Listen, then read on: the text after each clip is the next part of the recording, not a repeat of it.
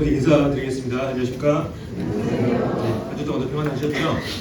네, 오늘 말씀 시간은 지난 시간에 이어서 성경이 말하는 이 천국이라는 주제로 오늘 천국에 관한 부분을 이렇게 마무리 짓고자 합니다. 먼저 오늘 말씀에 앞서서 지난 시간에 이렇게 교제했던 내용을 잠깐 정리하고 오늘 말씀을 전하도록 하겠습니다.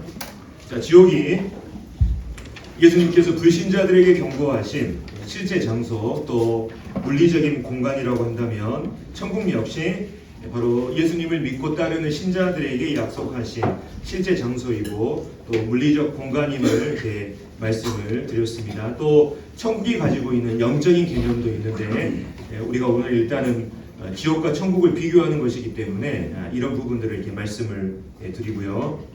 자, 지옥의 본질이 뭐냐? 지옥의 개념이 과연 뭐냐? 지옥은 바로 하나님과의 영원한 분리라고 하는 이러한 본질을 가지고 있다고 하는 이런 부분. 반대로 천국은 하나님과의 임재, 하나님의 임재 또 하나님이 함께 하심이 바로 천국의 본질이고 영적인 개념임을 말씀을 드렸습니다.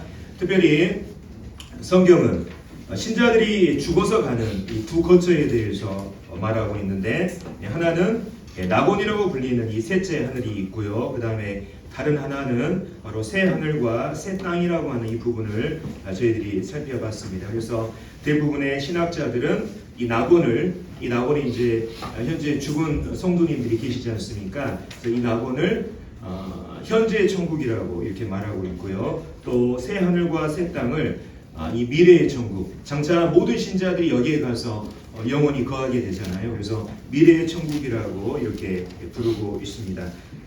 또 현재 이제 불신자들이 음부라고 하는 곳에 있습니다. 그래서 이 음부에 있는 이 불신자들의 최종 운명이 바로 요한계시록에 불못에 던져지는 이거지 않습니까? 그래서 음부에 있는 불신자들의 이 최종 운명이 불못이라고 한다면 현재 낙원에 있는 우리 신자들의 최종 운명은 바로 새 하늘과 새 땅이라고 하는 이 부분 말씀을 드렸습니다. 그리고 무엇보다도 이 천국의 가장 큰 주제 바로 중심은 바로 하나님의 영광이라고 하는 이 부분을 말씀을 드렸습니다. 우리들은 천국에서 하나님의 그 영광과 그분의 빛나는 광채를 우리의 실제 눈으로 목격하게 될 것입니다. 뿐만 아니라 천국은 너무나 영광스럽고 탁월하고 장엄한 곳이기 때문에 그 천국의 유업과 기업을 감당할 수 있는 특별한 몸이 우리에게 필요하다고 말씀을 드렸잖아요. 그게 바로 부활. 하나님께서 바로 이것을 위해서 우리에게 부활을 예비하셨다는 이 부분을 말씀을 드렸습니다. 그래서 지난 시간에 제가 이 천국에 관한 큰 그림, 이 개괄적인 부분을 다루었다면 오늘은 이 천국에 관한 이런 구체적인 부분, 요한계시록에 이제 새 하늘과 새 땅 그리고 새 예루살렘에 대한 내용이 기록이 되어 있거든요. 그래서 이 부분에 대한 구체적인 내용과 함께 우리는 장차 그 새 하늘과 새 땅에서 어떤 삶을 살게 될 것인가, 또 천국에 대한 의문들이 있을 수 있습니다. 그것 중에서 또 한 가지를 또 우리가 한번 생각해보고 마지막으로 우리가 천국을 준비하는 이 지혜에 대해서 좀 생각해 봤으면 좋겠습니다. 오늘 먼저 이 새 하늘과 새 땅에 대한 이런 부분 또 새 예루살렘에 대한 부분들을 우리가 살펴볼 텐데 여기에 관한 내용은 이제 요한계시록 21장과 22장에 나누어서 구체적으로 기록이 되어 있습니다. 요한계시록은 여기 나와 있는 것처럼 크게 세 가지 부분으로 구성이 되어 있습니다. 네가 본 것, 지금 있는 일, 그리고 장차 될 일이 요한계시록의 주요 내용인데 이 장차 될 일에 대한 해당되는 내용이 바로 아래와 같습니다. 그래서 4장부터 18장까지는 이 땅에 펼쳐지는 하나님의 이 심판의 내용이 바로 4장부터 18장까지의 기록이 되어 있습니다. 우리는 이걸 보통 7년 환란기 뿐만 아니라 다니엘의 마지막 한 일에 해당되는 이런 내용으로 알고 있습니다. 이 땅에 펼쳐지는 하나님의 그 심판이 끝나면 19장에 예수 그리스도께서 이 지상에 재림하십니다. 그리고 20장에 예수님께서 재림하신 이후에 이 땅에서 예수님이 통치하시는 한 나라를 세우시는데 예수님께서 1000년 동안 이 나라를 이 왕국을 세우시고 그 왕국을 다스리는 내용이 나와 있는데 우리가 그것을 천년 왕국이라고 부르죠. 천년 왕국이 끝나면 사탄이 일시적으로 놓여서 하나님께 최후의 반역을 하게 되고, 그리고 사탄이 이제 불못에 던져지는 장면이 나옵니다. 뿐만 아니라 이 땅에는 모든 불신자들이 부활해서 백보자 앞에서 자신의 행위에 따른 심판을 받게 되는 내용이 바로 20장에 나오죠. 그리고 이 모든 것들이 끝난 이후에 바로 21장과 22장에 우리가 오늘 살펴보기를 원하는 새 하늘과 새 땅, 그리고 거룩한 성 새 예루살렘에 관한 내용이 나옵니다. 그래서 우리가 앞으로 되어질 이러한 일들에 대한 어떤 시간의 흐름, 시간의 순서를 우리가 잘 기억할 필요가 있습니다. 21장과 22장에 나와 있는 내용이 광범위하다 보니까 오늘 시간 관계상 모든 부분들을 이렇게 구체적으로 설명할 수 없고, 제가 그 부분을 읽고 요약한 내용들을 좀 쉽게 설명을 해 드리고자 합니다. 자, 21장 이제 이렇게 시작하고 있습니다. 또 내가 새 하늘과 새 땅을 보니 처음 하늘과 처음 땅이 없어졌고 바다도 다시 있지 않더라. 또 내가 보매 거룩한 성 새 예루살렘이 하나님께로부터 하늘에서 내려오니 그 준비한 것이 신부가 남편을 위하여 단장한 것 같더라. 하나님께서 모든 만물을 새롭게 하시는 그 시대에 요한은 한 도시가 장엄한 영광을 드리우면서 하나님께로 내려오는 것을 보았습니다. 실은 이제 이 부분을 우리가 상상만 하지 우리가 실질적으로 이렇게 그림으로 이렇게 표현할 수가 없어요. 그래서 많은 사람들이 이러한 것들을 상상하면서 이렇게 그림으로 만들어 놓은 이런 내용들을 이제 제가 이렇게 발췌 캡처를 해가지고 따서 왔습니다. 바로 이 도시, 새 하늘과 새 땅의 수도로 이 땅에 임할 그 도시의 이름이 바로 거룩한 성 새 예루살렘입니다. 특별히 이 성은요, 바로 구약시대 아브라함이 그토록 갈망했던 성이라고 말하고 도시라고 말하고 있습니다. 히브리서 11장에 보면 믿음으로 여기서 그는 아브라함을 말하죠. 그가 이방의 땅에 있는 것 같이 약속의 땅에 거류하여 동일한 약속을 유업으로 함께 받은 이삭 및 야곱과 더불어 장막에 거하였으니 그가 왜 나그네 된 순례자의 삶을 살았냐? 그가 바로 하나님이 계획하시고 지으실 터가 있는 성을 바랐습니다. 그래서 히브리서 기자는 바로 아브라함이 장차 하나님께서 이 땅에 보내실 거룩한 그 도시, 신자들의 그 영원한 거처인 바로 이 새 예루살렘을 소망하고 갈망하고 있었다는 것을 우리에게 말해주고 있습니다. 뿐만 아니라 이 도시가 누구로부터 어디에서 왔냐, 이걸 우리가 잘 기억할 필요가 있습니다. 여기 나와 있는 말씀에 보면 하나님께로부터 하늘에서 내려왔다고 하는 이 표현이 있지 않습니까? 그래서 이것은 우연찮게 만들어진 이러한 도시가 아니라 이미 하나님이 계신 그 셋째 하늘에서 하나님께서 친히 준비하신 그 도시가 바로 이 거룩한 성 예루살렘이라고 하는 것을 우리가 이 말씀을 통해서 우리가 알 수가 있는 것이죠. 그래서 계시록 21장 1절 2절에 바로 요한이 본 그 예루살렘, 이 예루살렘이 새 예루살렘이라고 하는 이 도시에 대한 이 내용이 대략적으로 담겨져 있고, 좀 더 이제 구체적인 부분을 보겠습니다. 자, 이 새 예루살렘을 묘사할 때 사도 요한이 가장 먼저 언급한 게 있습니다. 그것은 바로 하나님의 영광이라고 하는 거예요. 하나님의 영광. 우리가 지난 시간에도 분명히 그 부분을 말씀을 드렸습니다. 천국은 보통 사람들이 생각할 때 우리가 천국에 가면 뭘 하게 되지? 천국엔 나를 위해 뭐가 준비되어 있을까? 자기를 위한 이런 관점으로 천국을 우리가 생각하는데, 실은 성경에서 말하는 천국의 중심은 뭐냐면 그곳에 하나님의 영광이 있다는 거예요. 사도 요한도 마찬가지로 이 거룩한 성 예루살렘을 얘기할 때 바로 이 하나님의 영광을 말하고 있습니다.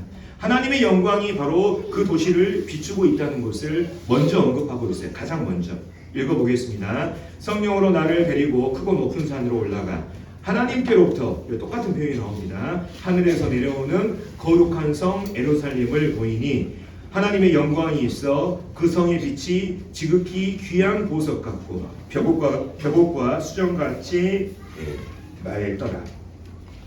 자, 뿐만 아니라 여기에 대한 부연 설명을 말씀드리면, 또 그 성은 해와 달의 비침이 쓸데없으니 이는 하나님의 영광이 비치고 어린 양이 그 등불이 되시니라. 이 말씀이 기록되어 있죠. 다시 말하면 우리가 살게 될, 장차 모든 신자들이 거하게 될 이 새 예루살렘이라고 하는 도시는 하나님의 그 영광이 너무나 찬란히 비치는 그곳이기 때문에 해와 달의 비침이 필요 없다고 말하고 있습니다. 우리가 지금 눈에 보이는 이 해와 달의 빛은 창조된 빛이에요. 하나님을 통해서 창조된 빛이 바로 해와 달의 이 빛입니다. 하지만 창조되지 않은 그 하나님의 영광의 광채가 바로 이 도시를 찬란하게 비추고 있다는 것을 성경이 말하고 있습니다. 특별히 우리가 이런 부분들을 하나님의 영광의 광채가 얼마나 대단한 것인지 우리가 생각해 볼 필요가 있습니다. 과학 시간에 우리가 지구과학 시간에 배운 바로는 태양과 지구의 거리가 1억 5천만 킬로미터입니다. 제가 이제 이걸 한번 계산을 해봤더니 시속 600km로 날아가는 비행기가 한 번도 쉬지 않고 꼬박 30년을 계속해서 날아가야 지구에서 태양에 도달할 수 있는 이러한 거리인 거예요. 근데 어떻습니까? 우리는 이렇게 멀리 떨어져 있는 거리에서도 하나님으로부터 창조된 그 태양의 빛을 우리가 단 10초도 눈을 뜨고 감당할 수 없는 것이 실은 사실입니다. 근데 우리가 이렇게 멀리 떨어진 창조된 태양의 빛도 감당할 수 없다면 그것을 만드신 하나님의 영광과 그분의 빛나는 광채는 얼마나 대단한 것인가 우리가 이 부분을 생각을 해보면 좋겠습니다. 우린 장차 바로 이 천국에서 하나님의 영광, 그분의 빛나는 광채를 실제로 목격할 수가 있을 것입니다. 이것이 바로 천국의 가장 큰 매력이자 바로 신자들의 가장 큰 보상이라고 하는 것을 우리가 다시금 생각해 봤으면 좋겠습니다. 자, 하나님의 영광이 이 도시의 중심이다. 뿐만 아니라 이제 이 도시의 이 규모에 대해서 또 성경이 어떻게 말하고 있느냐. 자, 먼저 이 도시의 이 규모에 관련돼서 이 성벽의 두께가 계산해 보니 거기서 나와 있는 표현은 65m 정도 된다고 합니다. 뿐만 아니라 여기 나와 있는 것처럼 성의 길이와 너비와 높이가 12,000 스타디온이라고 하는 이러한 문자로 기록이 되어 있어요. 근데 이것을 오늘날 이 사람의 치수를 이렇게 계산을 해보니까 약 2,300km 정도 됩니다. 그러니까 실은 이게 이제 우리가 상상이 가지 않는 이러한 규모인데요. 세계에서 가장 높은 빌딩이 두바이에 있는 버즈 칼리파라고 하는 이러한 빌딩입니다. 828m예요. 그러니까 인간이 세운 가장 높은 빌딩이 828m까지 이제 올라갔다는 거예요. 근데 우리가 장차 하나님이 만드신 그 거룩한 성 예루살렘 그 도시의 이 높이가 어느 정도 되냐면 2,300km가 된다는 것입니다. 많은 사람들이 이 부분에 대해서 이 도시의 규모가 너무나 장엄하기 때문에 이것은 상상이다. 이건 실제 숫자가 아니고 비유다. 이렇게 말하고 있거든요. 근데 하나님께서 이렇게 생각하는 사람들을 위해서 한 가지 말씀을 기록해 두셨습니다. 어떤 말씀이냐면 그 성곽을 측량함에 144규빗이니 자 사람의 측량 곧 천사의 측량이라. 천사가 그 치수를 재는데 바로 사람의 치수로 사람이 실질적으로 사용하는 이 치수로 하나님께서 기록했다고 말씀하고 있습니다. 이 숫자를 우리가 상상의 숫자, 비유로 우리가 생각할 근거는 없다는 것이죠. 오히려 하나님께서는 이것이 사람 사이에서 실질적으로 사용되는 실제 숫자라고 하는 것을 말씀을 통해서 분명하게 기록하고 있습니다. 어마어마한 규모예요. 가로 넓이가 2,300km, 또 높이가 2,300km 되는 이런 어마어마한 도시가 이제 하나님께서 마련하신 그 도시입니다. 그래서 어떤 수학자가 이 거룩한 성 예루살렘이라고 하는 이 도시에 대해서 계산을 해보니까 이런 표현을 했습니다.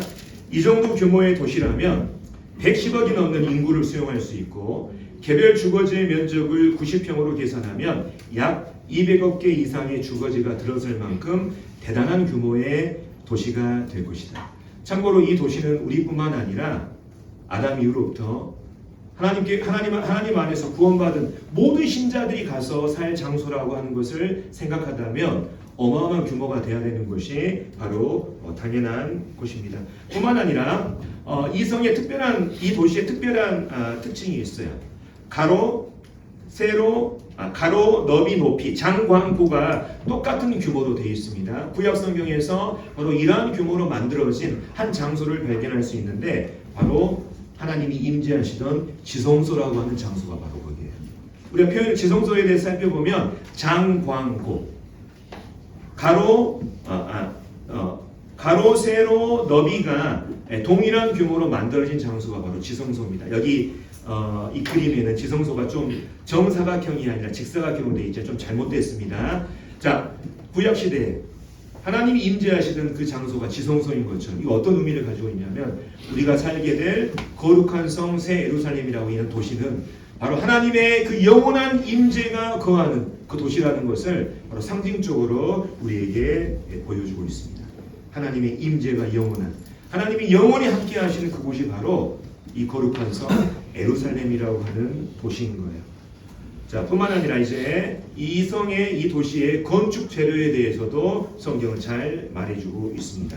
자, 크고 높은 성곽에 대해서 얘기합니다. 이 성이 너무나 크고 높은 성곽으로 되어 있다.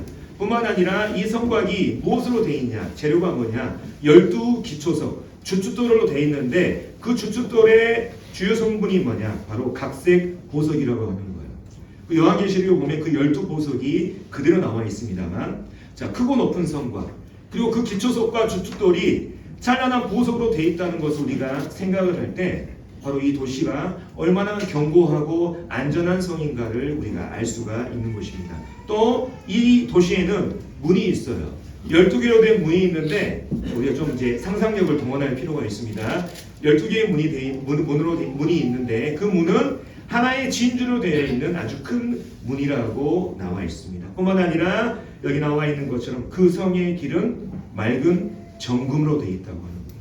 황금으로 만들어진 도시라고 하는 것을 성경이 말하고 있습니다. 뿐만 아니라 이 문에 대해서 소개를 할 때 부가적으로 어떤 부분들을 말하고 있냐면 낮의 성문들을 도문이 닫지 아니하리니 거기에는 밤이 없습니다. 이 문들은 도저히 닫히는 법이 없다는 거예요. 항상 열려 있다고 하는 거예요. 뿐만 아니라 자, 거기 맨 밑에 나와 있는 말씀을 읽어보겠습니다. 무엇이든지 속된 것이나 가증한 일 또는 거짓말하는 자는 결코 그리로 들어가지 못하되 오직 어린 양의 생명책에 기록된 자들만 들어가게 된다고 말하고 있습니다. 이것은 문이 항상 열려 있고 또 그 어떤 죄악된 것도 들어올 수 없다고 하는 이러한 표현은 어떤 의미를 가지고 있냐면 그 어떤 것도 이 도시와 이 도시에 거주하는 사람들의 안전과 평안을 위협할 수 있는 그 어떤 것도 이 안에 존재하지 않는다는 것을 우리에게 보여주고 있는 것입니다.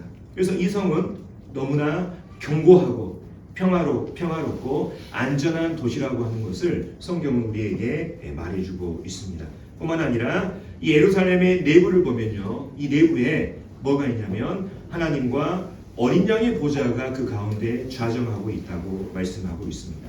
뿐만 아니라 그 하나님의 이 보좌로부터 뭐가 나오냐면 생명수 강이 흘러나오고 생명수 강 좌우에 생명나무 숲들, 여기는 이제 생명나무가 있다고 하는데 정확한 표현은 생명나무 숲들이 있는 걸로 이렇게 보여집니다. 그래서 달마다 12가지 과일을 맺는 이런 생명나무가 그곳에 있다고 말씀을 하고 있죠. 그래서 하나님의 임재, 하나님은 모든 기쁨과 즐거움과 부요함과 또 평화의 근원 되시잖아요. 그 하나님의 이 보좌가 이 도시의 한 가운데에 있어서 그 성에 거주하는 모든 사람들의 안전과 평화와 기쁨과 즐거움을 보장하는 곳이 바로 이곳입니다.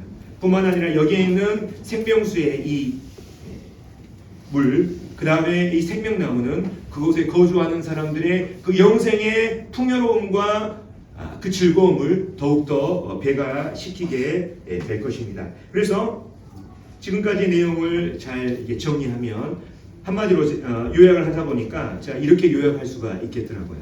새 예루살렘. 성경이 말하는 이 새 예루살렘은 어떤 도시냐? 하나님께서 영원히 임재하시고 하나님의 그 영광이 찬란하게 빛남으로써 완벽한 안전, 완벽한 평화, 완벽한 기쁨, 완벽한 즐거움이 영원히 보장된 도시. 오직 생명책에 그 이름이 기록된 사람들을 위해서 마련하신 하나님의 하나님께서 신자들을 위해 마련하신 그 영원한 안식처가 바로 장차 우리가 미래에 거하게 될, 하나님과 함께 영원히 거하게 될 바로 이 천국의 모습임을 성경이 우리에게 말해주고 있습니다. 자, 그렇다면 우리는 한 가지 궁금증을 우리가 갖게 되죠. 우리는 과연 이 도시에서 어떠한 삶을 살게 될 것인가? 많은 사람들이 천국에 가면 어떤 삶을 살게 될 것이라고 하는 이런 생각들을 많이 하지 않습니까? 근데 성경에서 여기에 대해서 과연 뭐라고 얘기하고 있냐?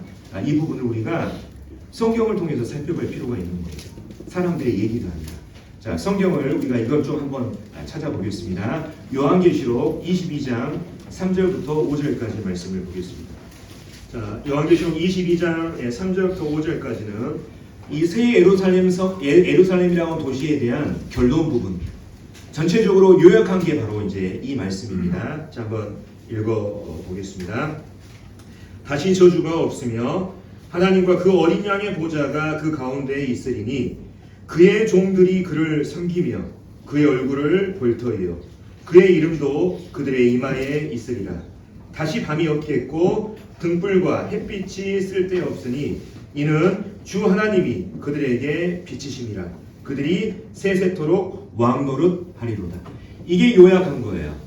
많은 사람들이 천국에 가면 이걸 한다 저걸 한다 얘기를 하고 있지만 실은 성경에서 천국에 대한 이 삶에 대해서 말할 때 이렇게 얘기하고 있습니다. 우리는 이 말씀을 기준으로 천국을 이해해야 되는 거예요. 하나님의 영광이 있고 그 다음에 이 도시의 삶에 대해서 성경은 이렇게 얘기해주고 있는 것입니다. 그래서 이것을 요약하면 이렇게 얘기할 수 있습니다. 첫 번째, 우리는 거기에서 어떻게 할 것이냐? 바로 거기 말씀에 그의 종들이 그를 섬긴다 하는 이 표현이 나와 있습니다. 하나님의 얼굴을 보면서. 자, 바로 우리가 천국에서 예배할 것을 성경은 말하고 있습니다. 자, 우리는 천국에서 이 땅에서와 마찬가지로 하나님을 예배하게 될 것입니다. 근데 천국에서 예배는 이 땅에서의 예배하고 전혀 달라요. 천국에서 예배의 가장 큰 특징은 뭐냐면 하나님을 직접 뵌 상태에서 하나님을 예배하게 된다는 것입니다. 우리는 이 땅에서 예배할 때 오늘 우리가 또 주의 만찬 자리에서 우리 하나님을 예배했습니다. 이 땅에서 우리가 드리는 예배는요, 하나님을 직접 보지 못합니다. 하나님의 그 찬란한 영광 앞에 우리는 나설 수가 없는 거예요. 하나님을 보지 못한 상태에서 때로는 저도 정말 그렇습니다만 마음의 고백과 정말 제 마음과 제 입술의 고백이 일치하지 못하는 그런 예배를 정말 드릴 때가 많아요. 사실 저는 그렇습니다. 예. 제 마음의 고백과 제 입술이 일치하지 않는 예배를 드릴 때가 많은 것이 실은 사실입니다. 하지만 우린 천국에서 하나님 앞에 서서 그분의 영광에 압도돼서 그분의 빛나는 그 영광을 우리가 바라보면서 바로 감격과 기쁨과 열정의 마음을 가지고 하나님을 예배할 것입니다. 우리가 거듭난 신자들은 전부 다 한 번쯤 이런 부분들을 우리가 경험을 했겠지만 우리가 마음의 고백과 입술이 일치하는 그런 예배를 한 번쯤 다 드려봤잖아요. 그럴 때 어떻습니까? 마음이 얼마나 기쁘고 충만함이 있습니까? 천국에서 우리가 이러한 예배를 드린다고 하는 거예요. 하나님을 실제로 보면서 그분의 빛나는 영광 앞에서 마음의 이 찬송과 입술의 고백이 일치되는 그런 진정한 예배를 우리가 드리면서 우리는 기쁨을 얻을 것입니다. 아마도 완벽하고도 진정한 예배가 우리 천국에서 이루어질 것입니다. 하지만 우리가 천국에서 예배만 드리는 게 아니에요. 우리는 그분의 얼굴을 봅니다. 우리는 주 그분과 교제합니다. 우리가 이 땅에서 하나님과 교제하는 방식은 어떻습니까? 하나님이 주신 말씀을 읽든지 아니면 하나님께 기도하는 것이 대부분이잖아요. 우리가 교제하는 방식이지 않습니까? 뿐만 아니라 이런 시간처럼 설교라고 하는 중간 단계를 거쳐서 하나님이 어떤 분이신지를 알게 되고 하나님의 뜻을 전달받는 게 전부예요. 하지만 우리가 그날에 그의 얼굴을 직접 대면에서 본다고 말하고 있습니다. 그분과의 완전한 교제, 완전한 사귐이 이루어지는 장소가 바로 거룩한 새 예루살렘에서의 삶인 것을 보게 됩니다. 그래서 우리는 그날에 여기 나와 있는 것처럼 지금은 그분의 얼굴을 뵈지 못하지만 그날에 그분의 얼굴을 뵈면서 그분께서 나를 아시는 것처럼 나도 하나님에 대한 온전한 지식을 갖추게 될 거라고 사도 바울은 말하고 있습니다. 우리가 지금은 거울로 보는 것 같이 힘이 하나 그때에는 얼굴과 얼굴을 대하여 볼 것이요 지금은 내가 부분적으로 하나 그때에는 주께서 나를 아신 것 같이 내가 온전히 알리라. 주님에 대한 온전하고도 충만하고 완벽한 지식을 우리는 그날에 소유하게 될 것입니다. 뿐만 아니라 그분의 얼굴을 본다는 것이 과연 어떤 것이냐. 시편 기자가 시편 42편에 이런 고백을 했습니다. 하나님이여 사슴이 시냇물을 찾기에 갈급한 같이 내 영혼이 주를 찾기에 갈급하니이다. 내 영혼이 하나님 곧 살아계신 그 하나님을 갈망하나니 내가 어느 때에 나아가서 하나님의 얼굴을 배울까. 하나님의 그 얼굴을 뵙기를 바라는 이 간절한 마음을 담아서 시편 기자가 이러한 고백을 했습니다. 우리는 시편 기자가 바라던 이 갈망을 바로 이 천국에서 하나님의 그 얼굴을 바라보면서 우리는 이것을 우리 가운데서 온전히 이루게 될 것입니다. 근데 천국에서 우리가 예배만 드리고 또 교제만 하는 게 아니에요. 마지막으로 정말 우리가 그토록 원하는 세세토록 왕노릇하는 이 권세가 우리 가운데 있다고 말씀을 하셨습니다. 천국은 저주가 없는 곳입니다. 그래서 저주로부터 파생된 모든 것들, 예를 들면 고통과 슬픔과 사망과 고난과 눈물, 이 모든 것들이 없는 상태입니다. 이 상태에서 우리는 하나님의 그 비추시는 그 영광의 빛 안에서 하나님께서 우리를 위해서 예비하신 천국의 모든 풍요로움을 우리가 왕처럼 소유하고 그것을 세세토록 누리게 된다고 성경은 우리에게 말해주고 있습니다. 천국에서의 삶이 바로 이거예요. 하나님께서 성경을 통해서 우리에게 말씀하신 이 천국에서의 삶이 바로 이런 것입니다. 우리가 이것만 하면 지루하고 따분할 거라고 하는 이런 생각을 가지고 있지만 실은 천국은 이따 살펴보겠지만 우리의 생각과 이성을 압도하는 초월하는 그런 큰 영광과 즐거움이 우리를 향해서 예비되어 있고 하나님께서 우리를 위해서 준비하셨다고 하는 이 말씀을 이따 또 우리가 한번 살펴보게 될 것입니다. 자, 그래서 우리가 하나님의 이 은혜로 말미암아 하나님이 사랑하시는 이 사랑으로 말미암아 우리가 이 장엄한 천국의 영광을 우리가 소유하게 된 것입니다. 하나님께 감사해야 되는 것이죠. 자, 그렇다면 거룩한 성 새 예루살렘 도시에 대한 이러한 소개를 어느 정도 요약해서 마치고 우리 한 가지 이제 의문을 갖는 이런 부분이 있을 수 있습니다. 자, 일반적인 의문이 바로 이거예요. 천국에서는 우리가 모두 서로를 알아볼 수 있을 것인가? 옆에 계신 성도님들 우리가 천국에 가면 알아볼 수 있을까요? 또 우리 먼저 가신 우리 성도님들 사랑하는 가족들 우리 천국에서 알아볼 수 있을까요? 성경은 여기에 대해서 뭐라고 얘기하고 있을까요? 제가 알아본 바는 성경에서 이것을 예스라고 말하고 있습니다. 예스. 자, 성경적인 근거를 한번 찾아보겠습니다. 자, 첫 번째는 예수님께서 변화산에서 제자들과 함께 계실 때 바로 제자들이 예수님과 모세와 엘리야가 그 영광 가운데 예수님과 대화하는 장면을 성경에서 기록하고 있거든요. 근데 거기에 보면 이런 말씀이 있습니다. 자, 그 노란 글씨만 읽어볼게요. 모세와 엘리야가 예수와 더불어 말하는 것이 그들에게 보이거늘. 모세와 엘리야는 이미 엄청 오래전에 죽은 사람들이에요. 근데 그들이 영광 가운데 있을 때 그들이 가지고 있는 정체성은 어떻습니까? 그대로 유지되고 있는 것을 우리가 알 수가 있잖아요. 그렇지 않습니까? 그래서 이런 말씀들을 보면 천국에서도 이 땅에서 우리가 가지고 있는 그 사람 각자의 정체성이 그대로 유지될 것이라고 하는 이런 생각을 해보게 됩니다. 무엇보다도 여기에 대한 우리가 천국에 가서 서로 알아볼 수 있다고 하는 이 가장 강력한 근거는 데살로니가전서 말씀에 있습니다. 제가 이 부분을 읽어보겠습니다. 첫 번째, 자, 형제들아 자는 자들에 관하여는 너희가 알지 못함을 우리가 원하지 아니하노니 이는 소망 없는 다른 이와 같이 슬퍼하지 않게 하려 함이라. 자, 사도 바울이 데살로니가 교회의 성도들에게 이 글을 보낸 이 편지를 보낸 이유가 뭐냐면 당시 데살로니가 교회 성도들이 이런 걱정을 하고 있었습니다. 우리 가운데 먼저 죽은 성도들을 우리가 다시 만나볼 수 있을까? 이런 염려, 이런 근심이 그들 가운데 있었던 것을 보게 됩니다. 다시 만나지 못하게 되면 어쩌지? 그래서 바울이 이 부분에 대해서 이걸 기록해 놓은 거예요.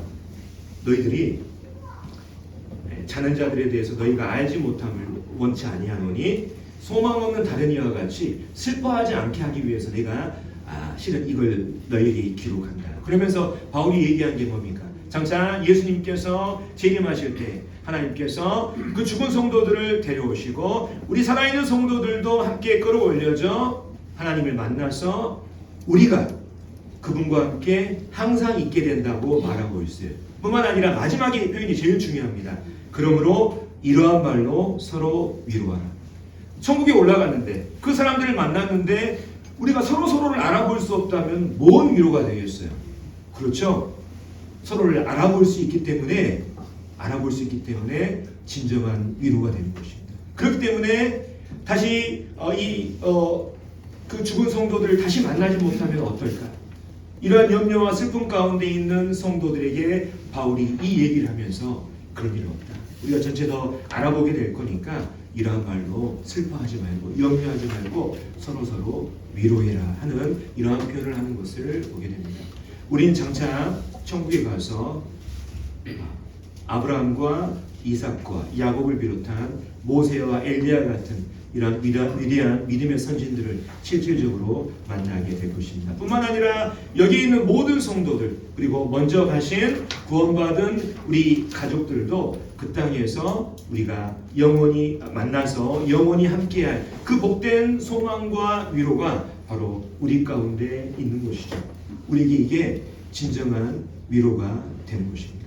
장차 그분들을 만날 소망이 우리 가운데 있는 것이죠. 자, 그렇다면 이제 마지막으로 이 부분이 중요한데요. 천국을 준비하는 지혜. 우리가 이제 천국을 앞두고 있지 않습니까? 우리가 천국에 간다고 하는 것은 우리가 새로운 장소로 이사를 하든지 또 아니면 영원한 나라로 떠나는 것, 여행하는 것, 이것을 우리가 쉽게 생각해 볼 수가 있습니다. 이제 자매님들이 이 땅에 우리가 살면서도 우리가 어떤 장소로 이사하기 전에 또 머나먼 나라로 여행하기 전에 우리가 심사숙고해서 여행 준비를 하잖아요. 그렇지 않습니까? 그런데 우리는 천국이라고 하는 머나먼 그 영혼이라고 하는 나라로 이사하기 전에 또 그곳에서 우리가 영원히 살게 될 텐데 여행에서 영원히 살게 될 텐데 실은 천국에 가는 것만 생각하지 준비하지 않는 이러한 일들이 너무나 많은 것을 보게 됩니다. 그렇다면 이 땅에서 어떻게 우리가 천국을 대비하면서 지혜롭게 이 땅에서의 삶을 마무리할 것인지 이 부분이 정말 우리에게 필요한 것이죠. 천국에 가는 것도 중요하지만 천국에 가기 전에 우리가 어떤 준비를 해야 되냐 이 부분을 좀 생각해 봤으면 좋겠습니다. 첫 번째, 여권을 잘 챙겨야 됩니다. 여권. 자, 머나먼 나라로 가기 전에 우리가 반드시 필요한 게 있습니다. 여권이라고 하는 거예요. 여권이 없으면 그 나라로 갈 수가 없거든요. 여권이라고 하는 것은 그 사람의 신분을 보장하는 신분 증명서와 같은 것입니다. 예전에 저희 가정이요 5년 전에 이렇게 처갓집하고 베트남 여행을 갈 때가 있었어요. 무안에서 출발하는데 저희 자매가 출국이 제지당한 상태에 있었습니다. 이게 뭐냐면 여권이 훼손됐어요.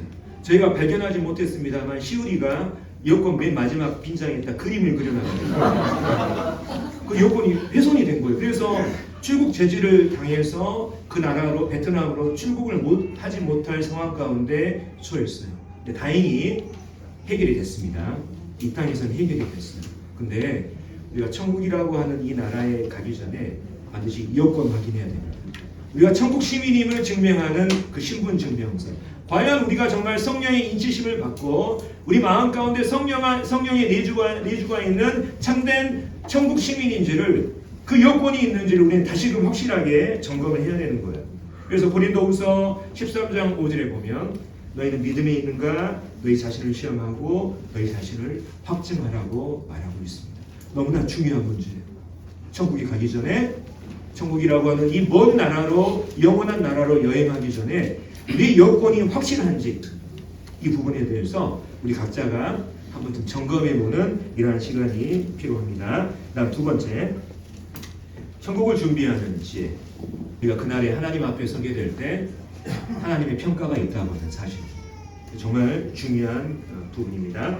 자, 우리는 장차 천국에 가게 될 때 우리 모두가 피할 수 없는 것 중에 하나는 우리가 하나님 앞에 1대1로 서서 이 땅에서의 삶에 대해서 평가받는 그 시간이 있다고 하는 거예요.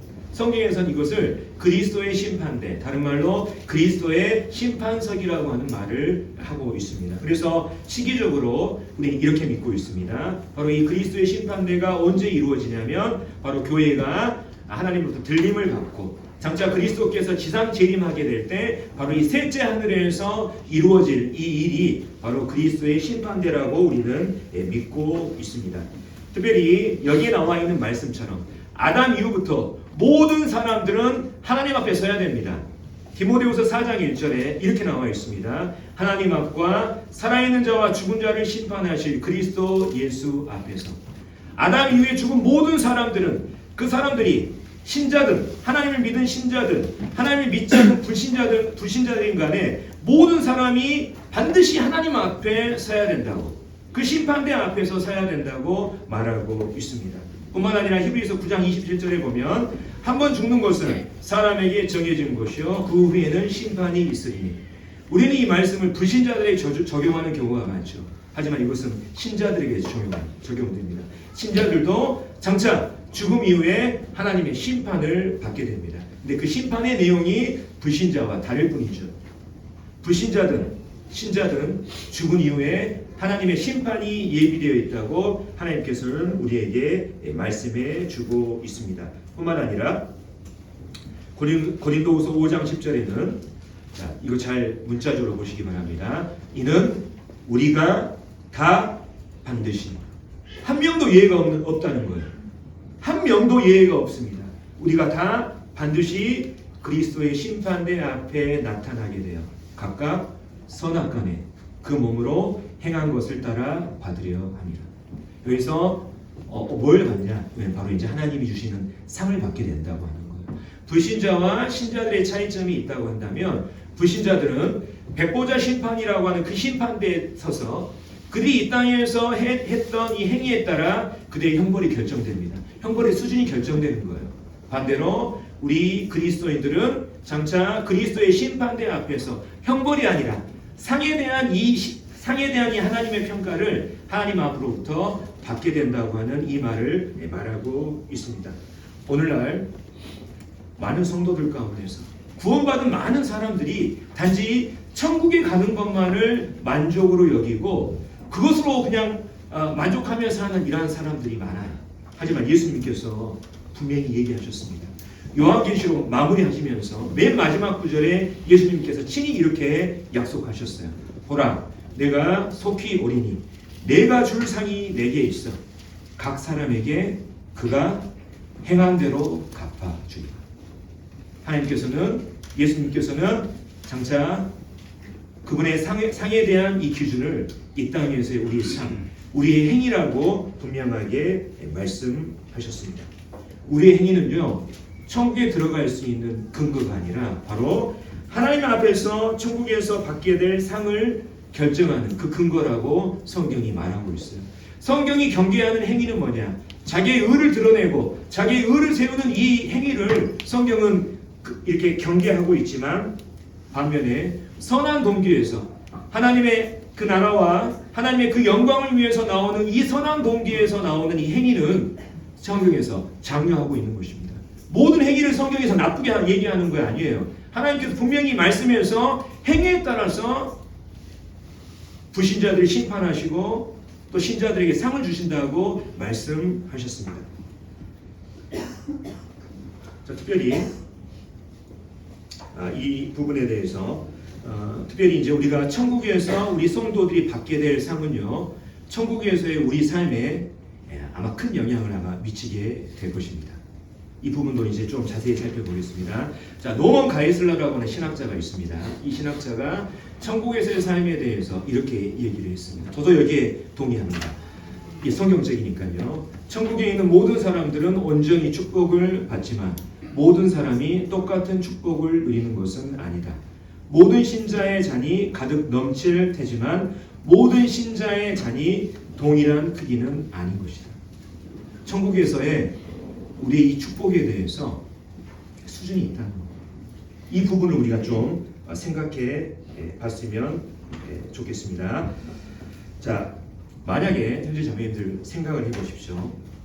이 땅의 불신자들에게 이 땅에서의 행위와 상관없이 그들이 지옥에서 똑같은 심판을 받게 된다면 어떻게 되겠습니까? 하나님은 어떤 분이에요? 불의한 재판관이 되는 겁니다. 불신자들이 지옥에서 심판을 받는데 이 땅에서 그들이 행했던 살인자들이나 이 땅에서 이제 하나님 믿지 않는 사람들 가운데서도 선한 사람들이 있잖아요. 근데 거듭나지 못함으로 인해서 지옥 간 사람들이 많을 것입니다. 근데 지옥에 갔는데 살인자나 이 땅에서의 삶을 정말 사람들을 괴롭히고 정말 추악하게 살았던 이러한 사람들하고 거기에 있던 어떤 지옥에 있는 사람 불신자들하고 똑같은 하나님의 형벌을 받게 된다면 여러분 어떻습니까? 하나님은 불의한 재판관이 되는 거예요. 반대로 우리가 천국에 갔을 때 우리 이 땅에서의 삶과 상관없이 하나님께서 똑같은 상을 주신다고 한다면 어떻습니까? 하나님은 불의한 재판관이 되는 거예요. 우리가 이것을 지옥의 이 심판과 함께 생각해 봤으면 좋겠습니다. 하나님께서 불신자들을 심판할 때 어떻게 심판하십니까? 여기 나와 있는 것처럼 바다가 그 가운데서 죽은 자들을 내주고 또 사망과 음부도 그 가운데서 죽은 자들을 내주네. 각 사람이 자기의 행위로 심판을 받는다고 그랬어요. 행위에 따라 그 심판의 수준이 달라지는 것입니다. 동일하게 우리가 하나님 앞에 서게 됐을 때 우리가 천국의 그 축복과 영광을 누리게 되는 것은 영광 가운데 거하는 것은 우리가 당연합니다만 그곳에서 우리가 누리게 될 풍요로움과 그 수준 역시 이 땅에서의 삶 그리고 하나님 앞에서 받게 될 그 상에 따라서 달라지게 될 것이라고 생각하는 것이 성경적이고 공평한 것입니다. 그래서 이러한 것들을 바라보면서 우리가 실은 이 땅에서의 삶을 영원한 것에 투자할 수 있는 이러한 지혜가 우리에게 필요한 것입니다. 특별히 이제 이러한 상을 바라봤던 사람 가운데 하나가 누구냐면 바로 모세라고 하는 사람이에요. 모세. 자, 히브리서 11장에 보면 모세가 어떤 삶을 살았냐? 그리스도를 위하여 받는 수모를 애굽의 모든 보화보다 더 큰 재물로 여겼으니 이는 상 주심을 바라봅니다. 여기서 이제 여겼다고 하는 이 표현은 어떤 말을 가지고 있냐면 셈을 한다, 계산한다고 하는 이 뜻을 가지고 있어요. 모세가 딱 계산을 해보니까 내가 장차 하나님 앞에서 받을 상을 생각해 보니까 지금 현재 받는 수모하고는 비교할 수 없거든요. 그 결론에 이른 거예요.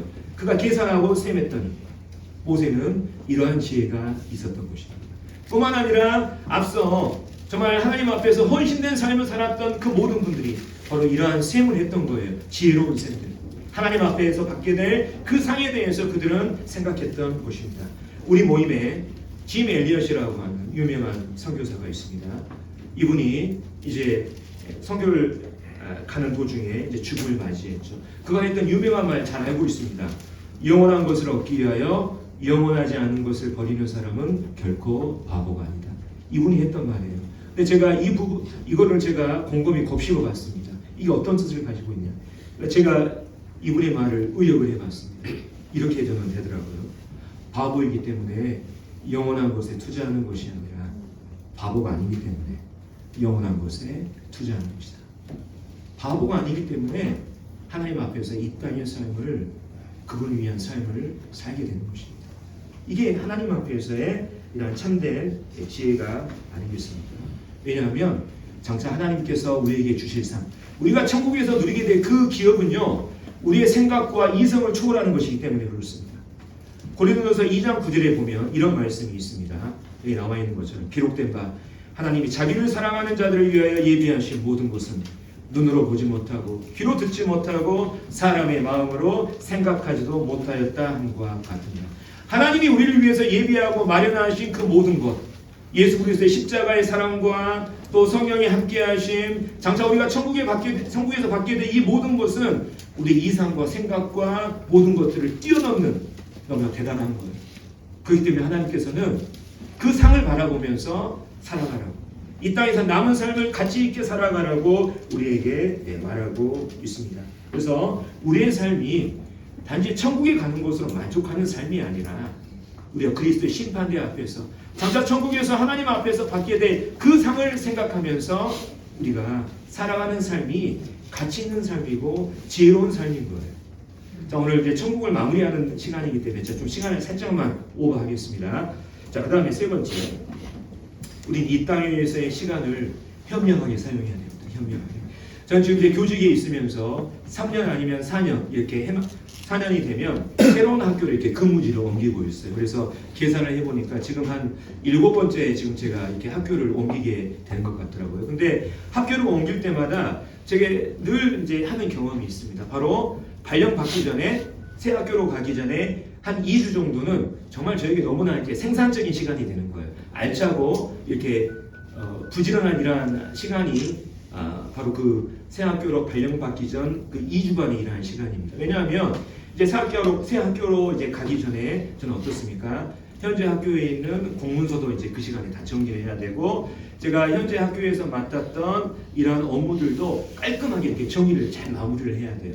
뿐만 아니라 현재 학교에서 선생님들과 쌓았던 인간관계를 더욱더 돈독히 하기 위해서 그 기간에 식사 자리를 선생님들하고 식사도 하면서 인간관계를 돈독히 하는 이러한 노력을 하게 됩니다. 실은 제가 새 학교로 발령받기 전에 그 남은 2주간의 기간에 정말 생산적인 일이 이루어지는 거예요. 왜냐하면 이제 내가 이 학교에서 일이 얼마 남았지 않았다는 것을 내가 알기 때문에 잘 마무리하고 잘 정리하려고 하는 이런 마음이 있는 것을 보게 됩니다. 저는 이제 학교로 3, 4년마다 학교로 발령받지만 우리 모두는 장차 천국으로 발령받게 됩니다. 그렇죠? 우리 모두가 천국으로 발령받게 돼요. 근데 우리는 그걸 기억할 필요가 있습니다. 천국에 발령받기 전에 이 땅에서의 남은 삶을 알차고 의미 있게 보내야 돼요. 이 땅에서의 삶이 우리가 얼마 남지 않았다고 하는 것을 우리가 생각할 때 우리는 이 남은 시간을 현명하고 지혜롭고 가치 있고 알차게 사용할 것입니다. 그래서 모세는 하나님께 이러한 기도를 했습니다. 하나님, 이 땅에서의 제 삶이 얼마 남지 않았다는 것을 제가 생각하게 하시고 하나님 앞에서 지혜롭게 살 수 있도록 하나님 저를 도와주십시오. 우리에게 우리나라의 계수함을 가르치사 지혜로운 마음을 먹게 하소서. 뿐만 아니라 사도 바울은 우리에게 이런 권면을 했습니다. 그런즉 너희가 어떻게 행할지를 자세히 주의하여 지혜 없는 자 같이 하지 말고 오직 지혜 있는 자 같이 하여 세월을 아끼라. 때가 악하니라. 여기서 우리가 공통점을 찾을 수 있습니다. 성경에서 지혜를 얘기할 때 이 지혜 옆에 뭐가 있습니까? 시간이 있어요. 시간을 사용하는 것과 지혜를 연관시켜서 말하고 있는 것을 보게 됩니다. 시간을 효율적으로 가치 있게 사용하는 사람이 실은 지혜로운 사람이라고 하는 것을 성경은 말하고 있습니다. 우리는 이 땅에서의 우리 이제 나중에 천국에 발령받잖아요. 이 땅에서의 남은 삶을 알차고 지혜롭고 주님을 위해서 유익하게 사용할 필요가 있습니다. 자, 마지막으로 우리는 이 땅에서 천국에 가기 전에 천국을 살아내야 됩니다. 천국을 살아내야 됩니다. 자, 천국은 장차 우리가 가게 될 천국은 아직 우리는 오지 않았습니다. 근데 이미 천국은 우리 마음 가운데 임했어요. 이걸 신학적으로 already not yet이라고 합니다. 다시 말하면 이미, 그러나 아직. 그러니까 하나님의 나라, 이 천국은 이미 우리에게 도달했다. 하지만 그 나라는 실질적으로 우리에게 임하지 않았다. 다시 말하면 우리가 예수 그리스도의 복음을 통해서 하나님을, 예수 그리스도를 우리 주인으로 영접해서 실질적으로 성령의 내주를 통해서 거듭나게 될 때 실은 우리 마음 가운데 하나님의 실질적인 통치를 받는 그 나라, 그 천국이 이미 우리 마음 가운데 임한 것입니다. 이게 이미 천국이 임했다고 하는 이러한 의미예요. 하지만 우리에게 실질적으로 임한 그 가시적인 천국은 아직 오지 않았습니다. 그동안 우리는 이 땅에서 이 천국을 살아내야 됩니다. 과연 그 천국이 어떠한 것인지, 과연 하나님의 통치를 받는다고 하는 이 삶이 어떤 것인지를 이 세상 가운데 드러내야 하는 거예요. 이 땅에서 하나님을 영화롭게 하고 그분을 우리의 입술과 마음으로 정말 진정으로 찬송하고 이 땅에서 하나님의 말씀에 따라 살면서 거룩한 삶을 추구하고 성도들과 사랑의 관계를 유지하고 또 예수님께서 명하신 그 복음을 통해서 하나님의 나라를 확장해가는 이 일이 바로 이 땅에서 우리가 천국을 살아내는 삶인 것입니다. 그래서 천국은 아직 오지 않았지만 이미 우리 마음 가운데 임했고 우리는 이 땅에서 이러한 삶을 살아야 하는 것입니다. 그것이 바로 이 땅에서의 천국을 준비하는 지혜로운 삶인 것입니다. 그래서 이제 지금까지 모든 3시간에 걸친 말씀을 정리를 하겠습니다. 이 말씀을 준비하면서 하나님께 정말 감사하는 마음이 있었습니다. 골로새서 1장에 보면 이런 말씀이 있습니다. 우리로 하여금 빛 가운데서 기업의 부분을 얻기에 합당하게 하신 아버지께 감사하게 하시기를 원하노라. 하나님께서 우리를 빛 가운데로 불러주셨습니다. 그리고 우리를 흑암의 권세에서 건져내사 사랑의 아들의 나라로 옮기셨습니다. 이 근거가 뭡니까? 바로 예수 그리스도께서 십자가에서 그분의 죽으심을 통해서 우리의 모든 죄를 갚아주셨기 때문에, 속량하셨기 때문에 이 일이 가능한 거예요. 그래서 우리의 남은 삶이 바로 하나님의 그 영광을 위해서 예수 그리스도께 감사하는 이러한 삶을 사는 것이 심히 합당하고 당연하다고 성경은 우리에게 말하고 있습니다. 우리가 하나님께 남은 삶들을 감사하는 이러한 삶을 사시는 우리 성도님들이 되셨으면 좋겠습니다. 마지막으로 이제 이번 주에 이제 우리가 그 세대별 이렇게 캠프 가지 않습니까? 대부분이 이제 바다로 가시더라고요. 그래서 바다 많이 보시고 또 안전하게 이렇게 성도들과 이렇게 유익한 교제 나누시면서 이렇게 잘 다녀오셨으면 좋겠습니다. 이상을 마치겠습니다.